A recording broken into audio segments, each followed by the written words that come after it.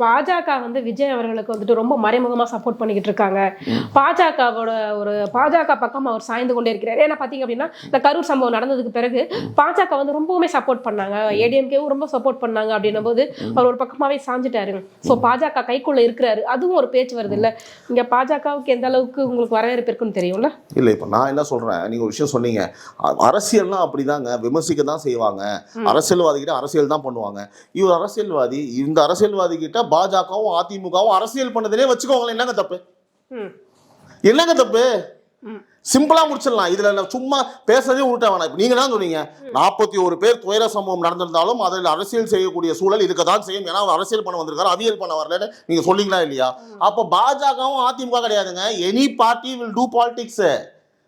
அவங்களுக்கு தேவைப்படும், அவங்க இருக்க ட்ரை பண்ணுவாங்க. பின்ன என்ன பண்ணுவாங்க? ஏன் பண்ணக்கூடாது? இவனுக்கு ஜெயிச்சுனே இருப்பாங்க, வேடிக்கை பார்த்துனே இருக்கணுமா? பீட்டர் அல்ஃபோன்ஸ் ஒரு இன்டர்வியூ கொடுத்தாரு பாத்தீங்களா?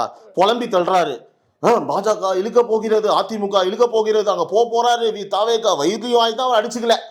அவர் எந்த மாதிரியான ஒரு கருத்து கணிப்பா உங்களுக்கு தெரியும், சொன்னா சிறப்பா இருக்கும். ஏன் புலம்புறாரு? பீட்டர் அல்ஃபோன்ஸ் ஏன் மேடம் புலம்புறாரு? ஏன்னா 200 தொகுதி ஈஸியா ஜெயிச்சிருவாங்க, அலைன்ஸ் வச்சுட்டாங்கன்னா ஜெயிச்சிருவாங்க. நீ தோத்து போயிருவ, கன்ஃபார்மா 200.